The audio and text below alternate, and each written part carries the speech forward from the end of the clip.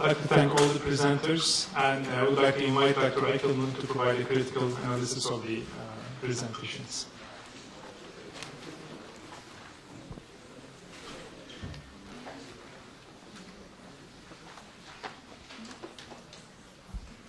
Thank you. Thank you. The common topic is education. The common topic has been addressed in several very different complementary ways. Eickelman most powerfully looked at the issue of organization and the dynamics of organization, context in which organizations develop, and how important organizations are to make some ideas more central and more persuasive than others, at least for some people. I'll come back to talk about him in a moment, but give an overview of the others. Ruth Woodall has added a vocabulary item to all of us. I work at the chalk face. For those of you where English may not be the first language, that's like working at the pit face in a mine. And the chalk face to a teacher is the same thing as if you're trying to get coal out. It's a use of the English language that will stick with me forever. And spending 8 years at the chalk face gives her a sense of authority to talk about education at earlier levels that none of us can rival. And in her own way, she talks in a very complimentary way about the structure and organization of the movement, or at least of the educational element of it. Asma Asfaruddin takes us in another direction.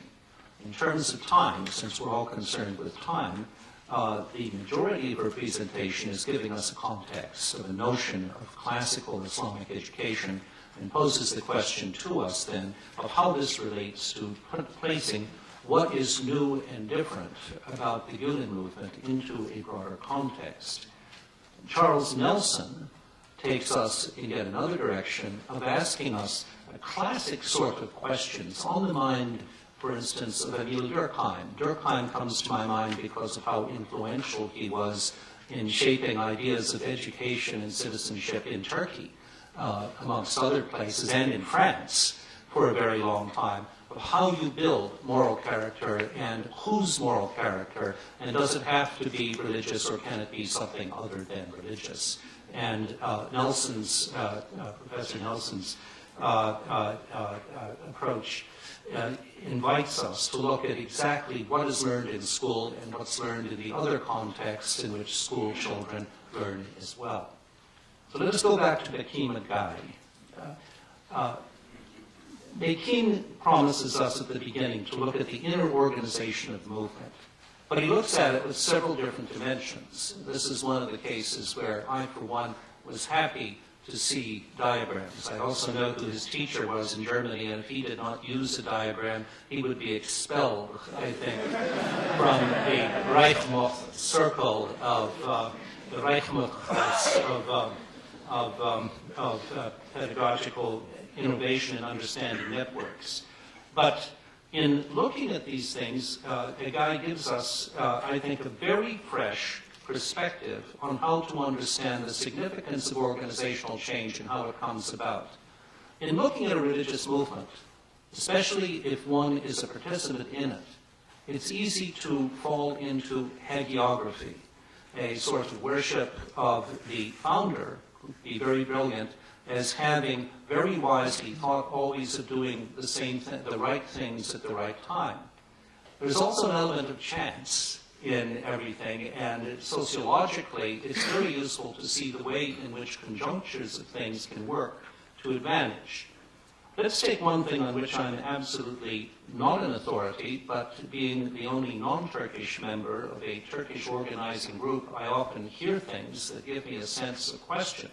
Let's take the sense of the very creative things happening in the formative years of the 30s and early 40s in Turkey of the so-called hidden madrasas.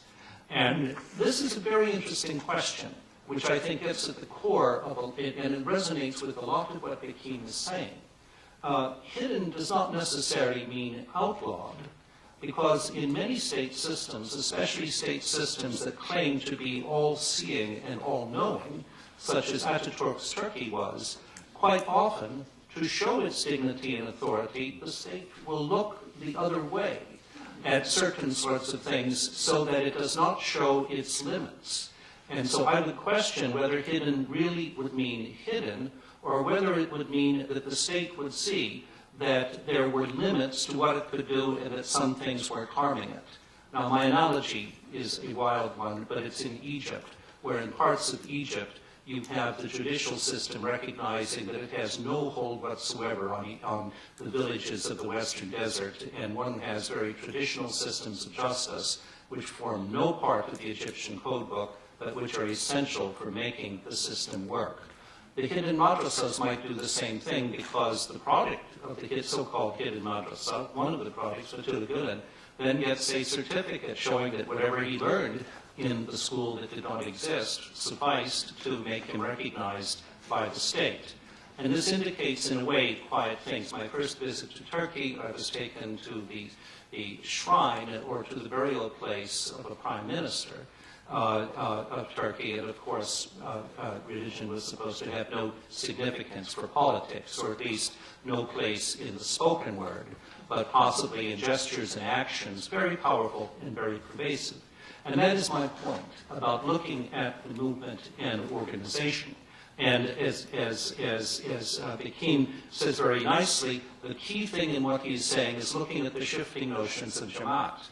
There was an originality in the Nursi movement to how you became a, quote, member. Well, the answer was you didn't become a member as such. You joined affinity groups with no clear boundaries, but people would know one another and work with one another and could flexibly adapt to a situation in which the state was very against the sort of thing that they would be doing at some times.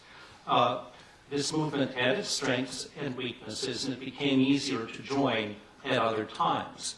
Gülen, here we need not follow the detail, but a guy indicates the stages of Hoca Efendi's life in which he was able to work within that system, but at the same time, implicitly at least, to recognize ways in which this system could better accommodate, could better reach wider audiences, which was perhaps the goal of the North Sea movement anyway, but doing it in different ways.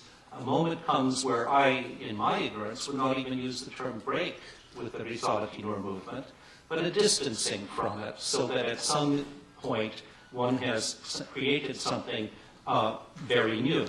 Likewise, the network of virtue, as it's called, the very flexible way in which schools can learn from one another, and one has senses of individual responsibility.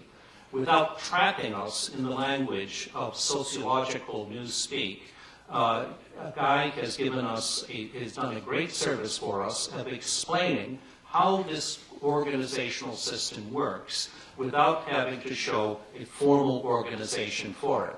Notice that even when he shows what looks like a pyramid chart, the top of it really is amorphous or acephalous. It's just a conjuncture of virtues and ideas rather than any one person as a head or an organizer. And this flexibility enables one to do many things. And my final point in speaking of a guide would be to point out the fact that the language of the movement is open enough so that one is able to transcend the immediate situations of Turkey to go beyond Turkey and to resonate with other parts of the world. Central Asia, for one, North America, Europe, and other circumstances as well.